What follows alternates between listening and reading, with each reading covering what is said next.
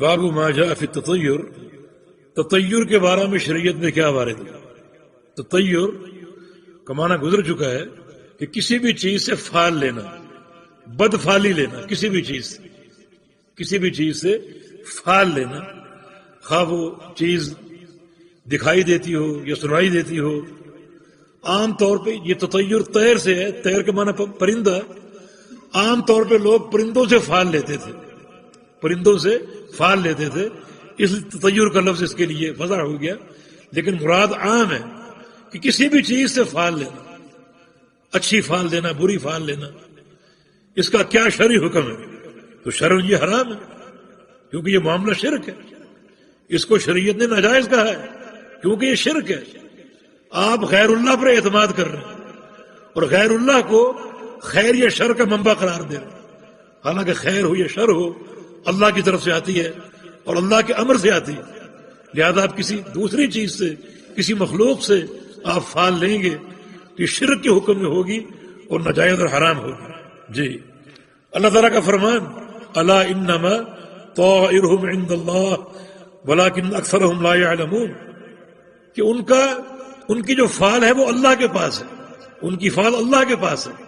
یہاں ذکر ہے قوم موسیٰ علیہ السلام کا، آل فرعون کا ذکر ہے۔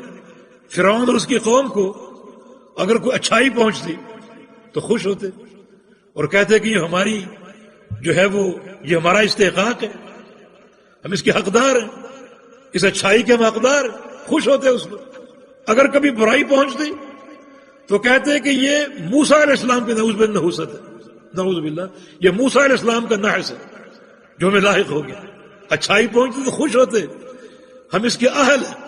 برائی پہنچتی، نقصان پہنچتا تو کہتے کہ یہ موسیٰ علیہ السلام کی وجہ سے ان کا نحس جو ہم کو لاحق ہوا۔ اللہ پاک نے ان کا رد کیا، ان کو جواب دیا الا انما طائرهم عند اللہ، کہ ان کی فال اللہ کے پاس ہے۔ کوئی انسان باعث نحس نہیں ہو سکتا، کوئی جگہ، کوئی زمین باعث نحس نہیں ہو سکتی۔ سب اللہ کی مخلوق ہے اور اللہ کی ہر مخلوق خیر و برکت کا باعث ہے۔ نحس تمہارے اعمال سے ہوتی ہے، تمہارے اعمال سے، تمہاری حرکات سے۔ فرمایا کہ ان کی جو فال اللہ کے پاس ہے، ان کا یہ عقیدہ غلط ہے، اس کی تردید کی۔ ولکن اکثرهم لا يعلمون، مگر اکثر لوگ اس بات کو نہیں جانتے۔ دوسری آیت میں قالوا طائركم معكم، تمہاری فال، تمہارا حصہ، تمہارا نصیب تمہارے ساتھ ہے، یعنی تمہیں جو پہنچے، خواہ وہ شر ہو یا وہ خیر ہو، وہ تمہارے ساتھ ہے۔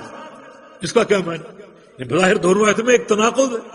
پچھلی آیت یہ بتا رہی ہے کہ تمہارا نصیب اللہ کے پاس ہے، خیر ہو یا شر ہو، اور یہاں کیا تمہارا نصیب، تمہارا حظ تمہارے ساتھ ہے، وہ خیر ہو یا شر ہو۔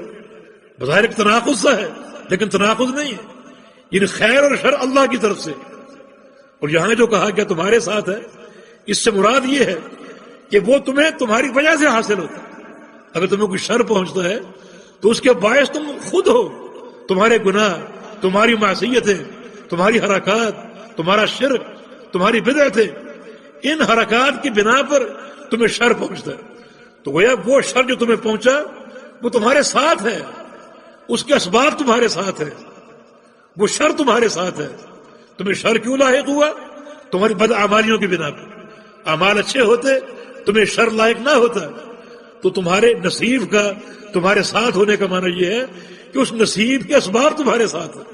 ایک شخص اگر نیک ہو، صالح ہو، تو اللہ کی طرف سے خیر و برکت کا مستحق ہے، تو اس کا جو اچھا نصیب ہے وہ اس کے عمل کی بنا پر جو اس کے ساتھ ہے۔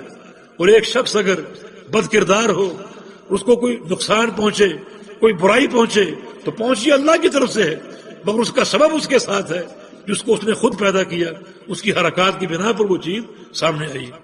تو خیر و شر اللہ کی طرف سے ہیں، یہ کسی چیز میں نہیں، کسی انسان میں نہیں، کسی مخلوق میں نہیں، اور کسی پرندے میں نہیں۔